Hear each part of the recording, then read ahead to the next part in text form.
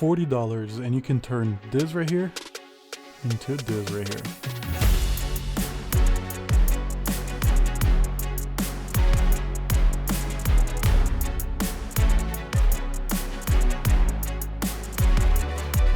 All of this stuff cost us about 45 bucks. I bought this from a store nearby for $4 each, but they sell the same ones at Walmart for only $5, so it's not really that much difference. But here we go, 35 bucks. It would be about 45 if we had to buy those at Walmart as well. These are like $3 a pop. These are like what, like I think $6 bucks. These are like 3 a pop. These are like a couple bucks as well. But I mean, it's pretty cheap, and you guys already seen the final outcome, how this is gonna look. It's gonna look awesome. And then some power tools, like if you don't have this, I'm sure your neighbors, your parents, someone, your friend is gonna have one of these. But just a drill and a sawing, you know, like pretty basic stuff. Let's get into it. Also, when buying the crates, make sure that they fit well on top of each other, because you're gonna cut one to make as a lid. So pretty much open and closes. That's what we're going to be doing here. So just to let you guys know. So the first step that we're going to be doing is building the lid for it.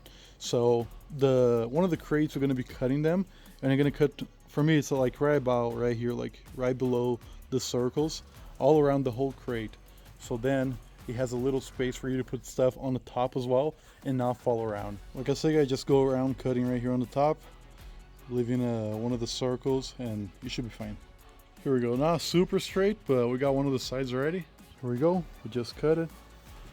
Looks pretty good.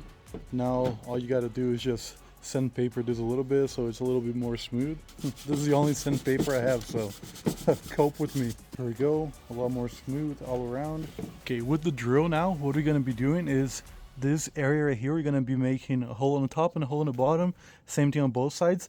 And that's where we're going to put one of the bungees, so we can open and close. This area is going to be pretty tight, so it's going to stay like this.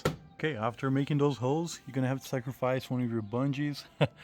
Just cut the tie end of it and then get the rope of it. You're going to pass it through both sides of it pretty much, and then just tie it pretty tight. Okay guys, look at this. We just put the knots here and it's already looking really promising. Look at that.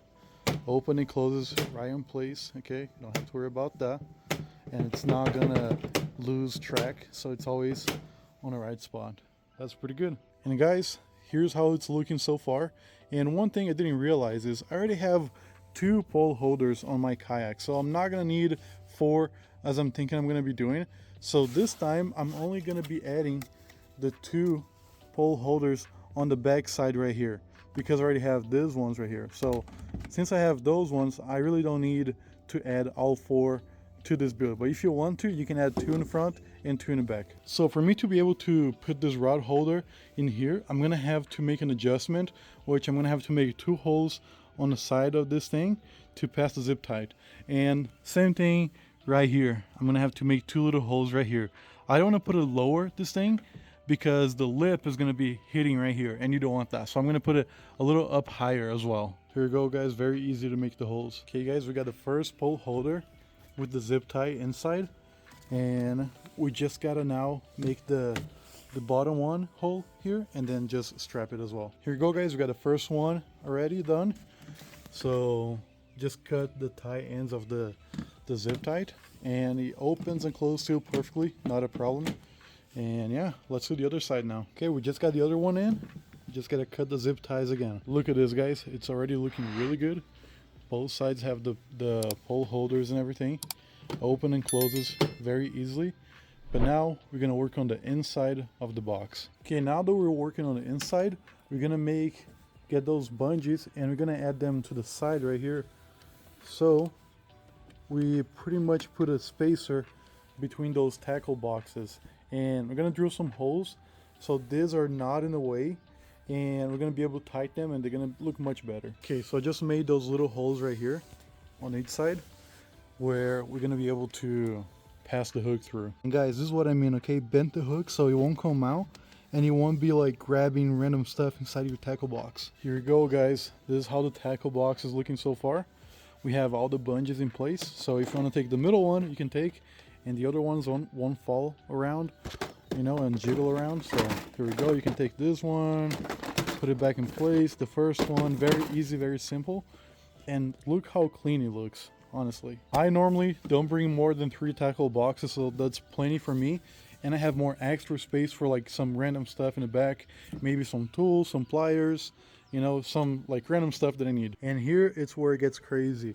I had this idea to add all these bungees to the top, so it's like a little cage thing that you can access easily. Of course, I haven't drilled the holes yet, but that's the idea that I had for this. So let me go ahead and drill all these holes and I'll be back. Here we go, guys. We got all the hooks and the holes on it.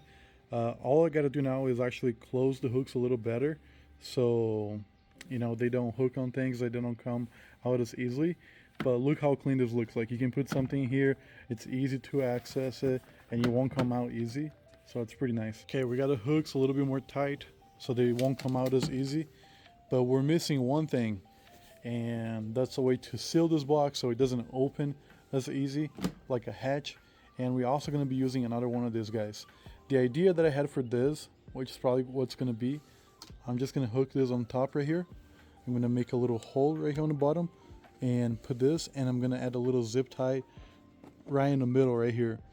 So when I want to take this off, I just take this, it's going to be hanging like this, and this is going to be fully sealed so it doesn't come out of here on the bottom. Okay, so we got the hole. This is not going to come off ever.